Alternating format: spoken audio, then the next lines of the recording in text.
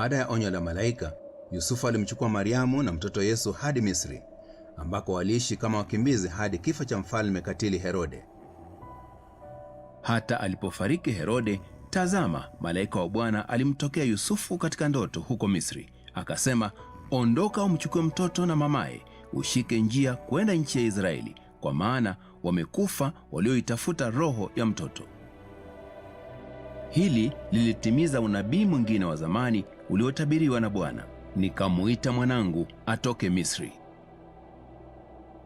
Hivyo Yusufu na Mariamu walimpeleka mtoto Nazareti, alikokulia pamoja na ndugu zake wa upande mmoja. Kwa njia nyingi mtoto Yesu alikuwa kama watoto wengine. Alikula, alilala, alicheza, alichunguza na kujifunza shughuli. Lakini kwa njia zingine, Yesu alikuwa tofauti na watoto wengine. Kamwe hakuwa mchoyo. Aliwatii wazazi wake wakati wote. Hakusema uongo kamwe. Wakati wote alimpendeza Baba yake wa mbinguni.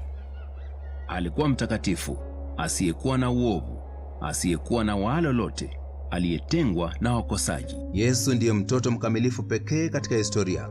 Mkamilifu haina maana hakuwa na tofauti yoyote. Ina maana alikuwa na asili ya ukamilifu, utakatifu na wema kamili.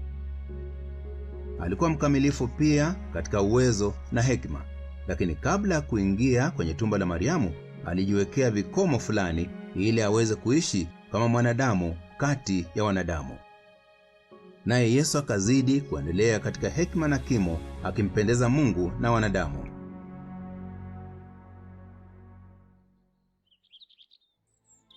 Yesu alipokuwa na umri wa miaka 12, alisafiri na wazazi wake kutoka Nazareti hadi Yerusalemu kwenye sikukuu ya kila mwaka ya kutoa sadaka iliyojulikana kama Pasaka. Huku watoto wenzake wakilichunguza jiji, Yesu alitumia wiki ile akiwa hekaluni na waandishi wa sheria, akiwasikiliza na kuwauliza maswali.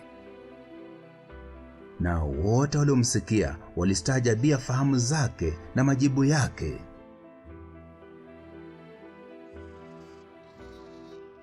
Hekalu ilikuwa mahali ambapo wanakondoo waliteketezwa madhabahuni kwa ajili ya dhambi za watu. Mtoto Yesu aliyajua ambayo walimu hawakuyajua. Alikuja kumtoa mwanakondoo wa mwisho.